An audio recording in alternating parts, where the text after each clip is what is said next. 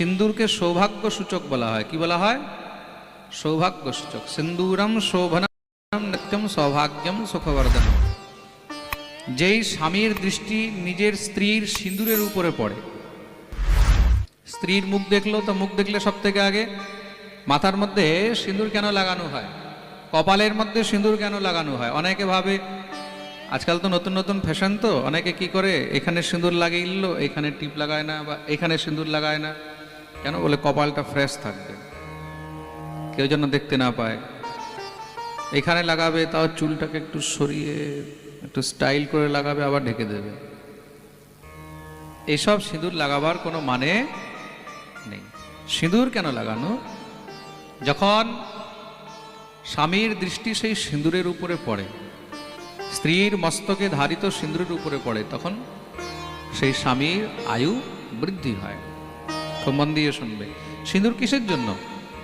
সিঁদুর হলো সৌভাগ্যবতীর সূচক। যাদেরকে সিঁদুর লাগাতে লজ্জা লাগে, বিধবা হয়ে যাবে আর কি। যখন স্বামী থাকবে না, তখন তার মহিমা, তখন তার মর্ম বুঝতে পারবে। যাদের স্বামী থাকতে বিধবা সাজার বেশি শখ, খুব লাগিও না, স্বামী অনেক সৌভাগ্যে পাওয়া যায় জানো।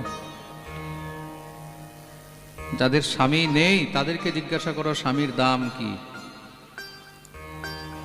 ভগবান যদি তোমাকে সৌভাগ্যবতী রেখেছে, তাহলে সৌভাগ্যবতী সেজে থাকো।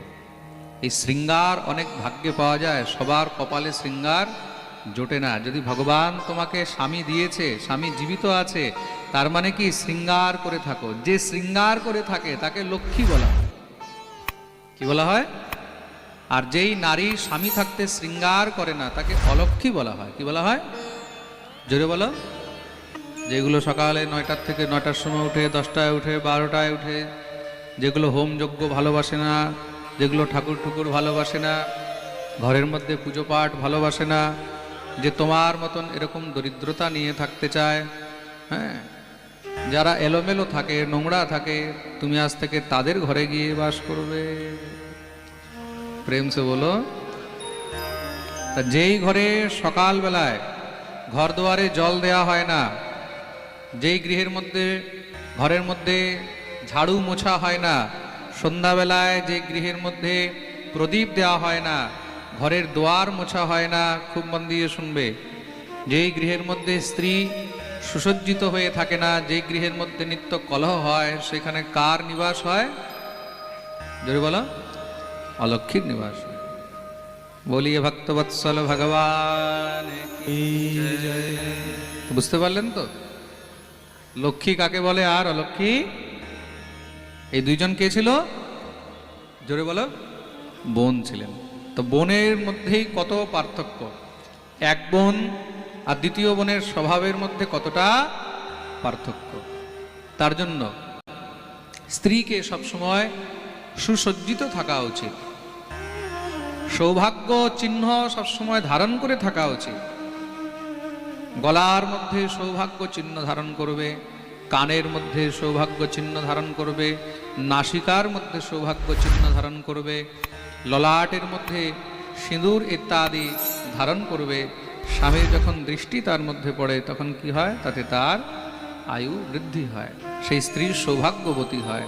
সুতরাং আপনি রাস্তা দিয়ে যাচ্ছেন, যাওয়ার সময় কোনো দম্পতিকে আপনি দেখলেন আর হাসি খুশি তারা যাচ্ছে, সেটা কিন্তু পরম শুভ সংকেত। প্রেম সে বলো, জোর সে বলো, আরো জোরে, সবাই দোনো হাত উপরে করে জয় জয় শ্রী রাধে। লক্ষ্মী আর অলক্ষ্মীর মধ্যে পার্থক্য কোথায়? এটিই পার্থক্য। সমুদ্র মন্থনে লক্ষ্মীও জন্ম নিয়েছে, অলক্ষ্মীও জন্ম নিয়েছে। দুইজন বোন তো, একই গর্ভ থেকে জন্ম হয়েছে, সমুদ্রের গর্ভের থেকে। অলক্ষ্মীর আরেকটি নাম হলো দরিদ্রা। কি নাম? দরিদ্রা। এরকম লক্ষ্মীর এক নাম হলো কমলা। লক্ষ্মীর এক নাম কি? কমলা। আরেক নাম হলো শ্রী। আরেক নাম কি? শ্রী লক্ষ্মীর ধৃতির মেধা। এগুলো সব লক্ষ্মীর নাম, খুব মন দিয়ে শুনবে। তদ্রূপ অলক্ষ্মীর আরেক নাম হলো দরিদ্রা। লক্ষ্মী যখন প্রকট হয়েছে, দেখুন একই গর্ভ থেকে উৎপন্ন হয়েছে দুই বোন। লক্ষ্মীকে পাওয়ার জন্য সব একদম পাগল হয়ে গেছে, কেন? লক্ষ্মী পরম সুন্দরী। আর ভগবতী লক্ষ্মী একদম সুসজ্জিত থাকেন। সুসজ্জিত মানে পূর্ণ শৃঙ্গার নিয়ে থাকেন সেজে গুজে।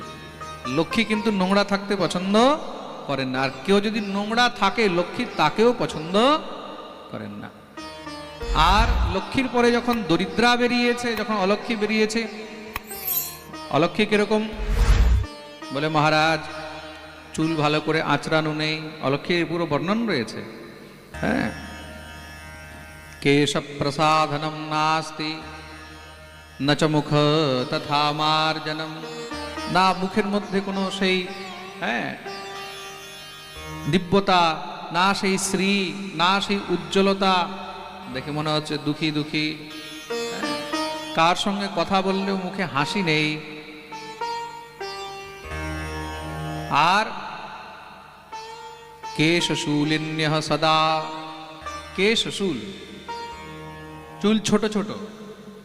দেখুন তার স্ত্রী জাতিকে কেন চুল ছোট করতে মানা করা হয় বুঝতে পেরেছ? যেই মেয়ে ছেলেরা বারবার চুল কাটায়, বারবার চুল ছোট করে নেয়, এবার বুঝে যাবে ওগুলো লক্ষ্মী না। হ্যাঁ জোরে বলো, বুঝতে পেরেছ? তা স্ত্রী জাতি ভাগ্যবতী তখনই হয় যখন তার কেশ দীর্ঘ হয়। কামিন্যঃ কেশশূলিন্যঃ সম্ভবন্তি কলাবিহ। আর কলিযুগের মধ্যে কি হবে বলে লক্ষ্মীর সংখ্যা আস্তে আস্তে কমে যাবে। আর যেই গৃহে লক্ষ্মী থাকে সেখানে শ্রী হয়, শ্রী বৃদ্ধি হয়, সুখ থাকে, সম্পত্তি থাকে, আনন্দ থাকে। আর যেই গৃহে অলক্ষ্মী থাকে সেখানে কি হয়? দুঃখ হয়, দরিদ্রতা হয়, ঝগড়া হয়, কলহ হয়। তা ঘরে ঘরের মধ্যে যেখানে যা চিহ্ন থাকবে, যেই লক্ষণ থাকবে, সেই ঘরের মধ্যে সেরকমই অনুরূপ গৃহ চলবে। প্রেম সে বলো।